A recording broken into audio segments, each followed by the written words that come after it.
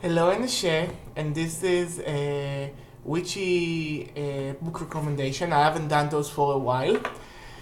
And it's like I didn't have much time to read. I was very busy with life stuff and studying stuff. I'm studying to be a librarian, and I'm like entering the last semester of me studying it, so a lot of stuff like comes crashing down, including my practicum and stuff like that. So I didn't have much time to read. Funnily enough, studying to be a librarian, I didn't have much time to read.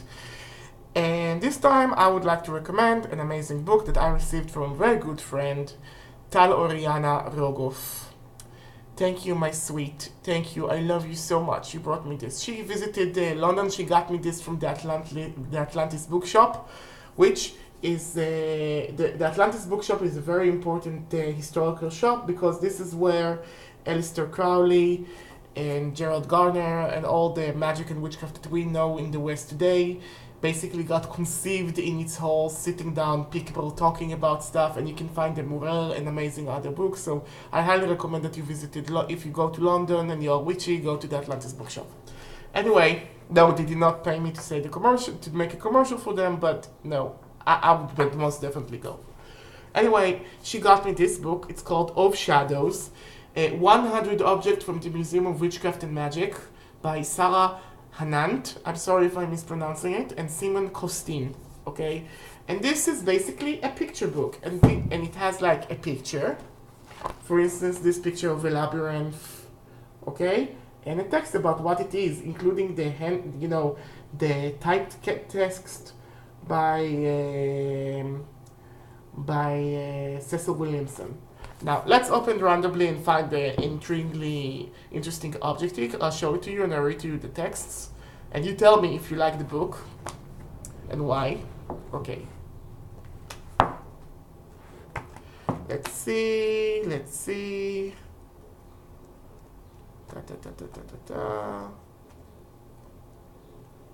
Okay. Here, Baphomet. This is a very big Baphomet display that is like, one of the central pieces of the Museum of Witchcraft and Magic. Cecil Williamson didn't write anything about this apparently, but it has the story of this thing. In 1960, when Cecil Williamson first opened the Museum of Boscastle, he arranged this life-size goat-headed figure on a throne with a mannequin of a young witch at his feet offering up a baby. A postcard of the tableau sold at the time read, "To give is to receive. A young witch offers the horn god the fetus, a proof of her conception with the spirit force from the world beyond the grave. In return, the horn god will assign on the witch a familiar spirit guardian angel to serve her and be the catalyst for her magical power." Graham King, museum owner and curator from 1996 to 2013, removed the tableau and changed the horn god figure to represent Baphomet, the alleged deity of the Knights Templar. The best known image of Baphomet comes from an illustration created by the French occult author and ceremonial magician Eliphaz Levi, and shows a cross-legged sabbatic goat, both male and female attributes representing the sum of the total of the universe. The velvet robe, edged with fake fur, belongs to the late magical practitioner Chris Gosselin.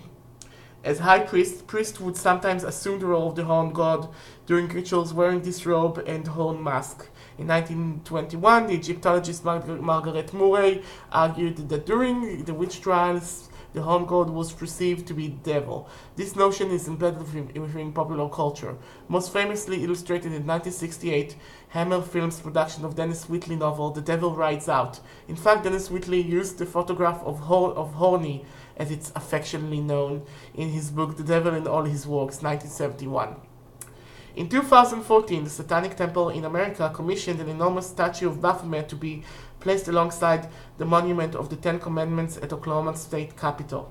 Permission was denied, but the statue was instead unveiled just before midnight on the 25th of July 2015 in an industrial building in Detroit. So anyway, this is a nice coffee table book with pictures for those of you who either didn't visit,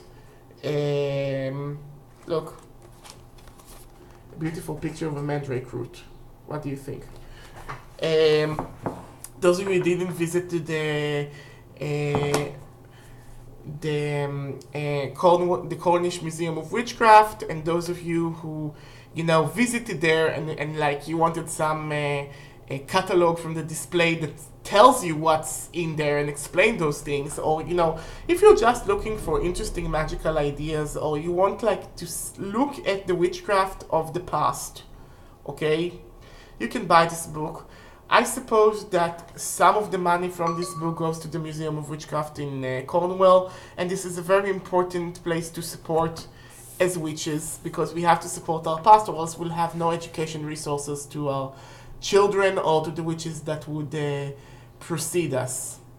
Okay, so goodbye, Nashe, and I hope you enjoyed this witchy book review. I give this a thumbs up. I learned a lot from this book. It's a very pleasurable, light read, by the way. It's very well written. Goodbye and Nashe.